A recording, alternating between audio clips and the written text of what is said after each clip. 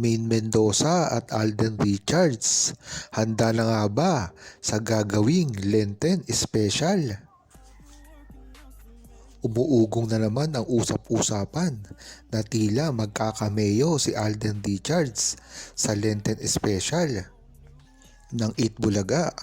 Ito nga ay umugong pagkatapos na umingay din ang pagsasama nilang gagawin sa Kaliserye 2.0. Kung matatandaan nyo, ay mismong Eat Bulaga ang nagsabi dito at nagpapahaging na tila babalik ang Kaliserye kasama ang mga lolas na si Lola Nidora, Lola Tidora at Lola Tinidora. Bagamat ang nagkukumpirma lamang dito ay ang Eat Bulaga at hindi mismo si Alden Richards, ay talaga namang pwedeng mag-guest kahit si Alden Richards sa Eat Bulaga. Kung mapapansin nyo kasi, noong bandang mga 2014 ay talagang split screen lang. Ngunit ngayon ay nauso ang Zoom.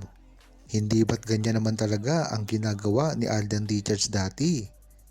Kung pagkataon nga na bigyan nila ng pansin ang gagawin ni Maine Mendoza at Alden Richards na split screen Zoom, kahit ano pang ang format ang gawin ng Eat Bulaga, ay tiyak tatabo na naman ito at muling mapapanumbalik ang mga fans na nawala na.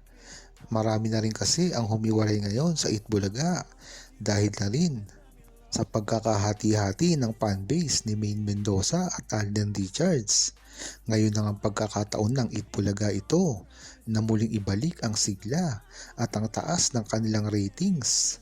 Kung matatandaan nyo, ay talagang hindi na sila tinalo ng Eat Showtime dati pa man. Ngunit ngayon ay pumapantay na sa kanila ito.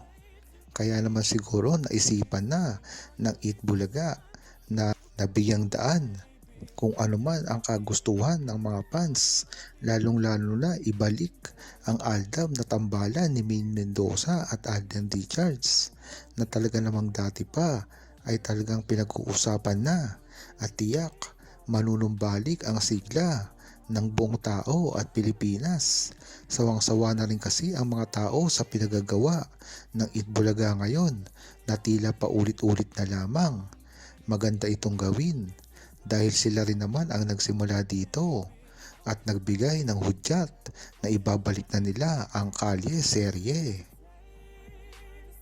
Diyan mo talaga malalaman na tunay ang relasyon na ipinahayag ni Maine Mendoza at Alden Richards sa publiko sa simula pa lamang, dahil nga sa mga bali-balita na merong iba na nililigawan at merong asawang iba si Alden Richards, ay talagang todo pa rin ang paninira na ginagawa nila kahit alam naman natin na ito ay walang mga katotohanan. Si Alden Richards na kasi mismo ang nagbanggit dito na wala siyang nililigawan at masaya siya sa kanyang love life. Kung susuriin mo ngang totoo ito, hindi siya nanliligaw at masaya sa kanyang love life. Isa lang ang ibig sabihin nito, na meron na siyang asawa o girlfriend. Ngunit hindi niya ito inilalabas sa publiko. At kung susuriin mo pa itong mabuti, sino ba ang nakarelasyon ni Alden Richards sa kanyang buhay simula noong 2015? E di walang iba kung hindi si Maine Mendoza lamang. Kung talagang ikaw ay isang manunuri, ay malalaman mo sa sinasabi pa lang ni Alden Richards kung ano ang totoo sa kanyang relasyon ngayon at estado ng kanyang love life.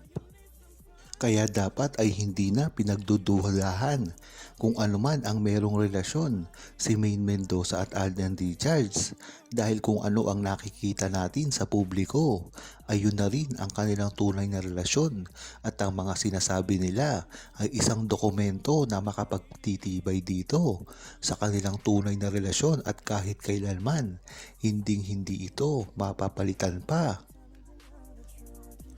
Kahit ano nga ang gawin ng mga bashers kay Maine Mendoza at Alden Richards, tila hindi pa rin sila sumusuko.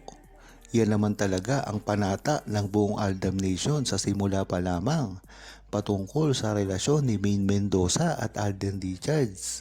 Kaya nga asar na asar ang mga bashers, lalong-lalo na ang mga Armin at Katniel fans sa kanilang dalawa, dahil hanggang ngayon ay hindi pa minsan inaamin ni Alden Richards at Maine Mendoza ang kanilang relasyon, kahit pa napakarami ng resibo ang naglalabasan dito at mga dokumento na makikita sa internet.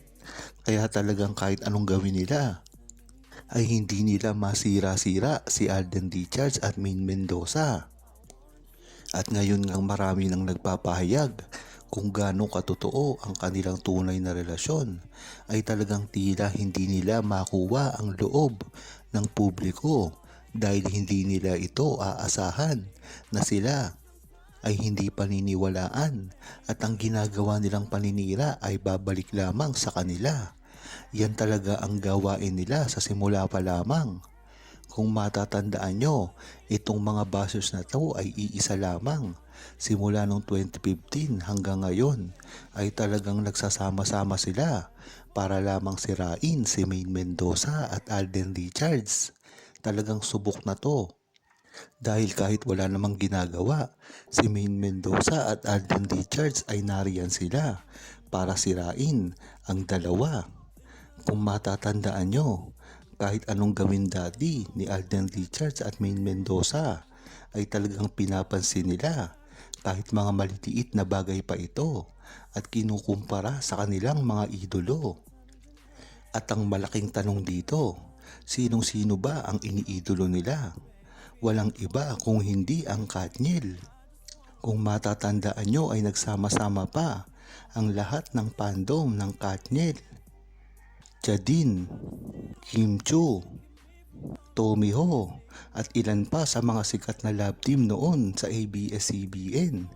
Ngunit, bakit nakatili pa ring nakatayo si Maine Mendoza at Alden Richards at tila nilampaso pa sa kanilang ratings? Diyan mo talaga malalaman na nagtanim na sila ng galit sa simula pa lamang kay Maine Mendoza at Alden Richards, dahil hindi nila matanggap na si Alden Richards at Maine Mendoza ang pinakasikat na love team noon at kailangan nila itong sirain nang sa gayon ay hindi masira ang kanilang mga karir.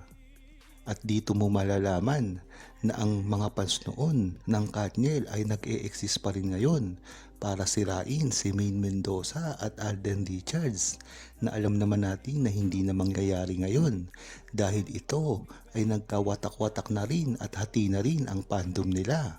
Isa dito ay ang mga fans ni Catherine Bernardo na talaga namang sinusuportahan si Alden Richards, at isa naman dito ang fans ni Daniel Padilla na talagang sinisiraan naman ngayon si Alden Richards at Catherine Bernardo. Kaya dito mo palang malalaman na humihina na rin ang mga nagpapabagsak kay Maine Mendoza at Alden Richards, at kahit kailanman hindi na sila magtatagumpay dito. Huwag kalimutang mag-subscribe, comment at i-like ang video na ito. Thanks for watching!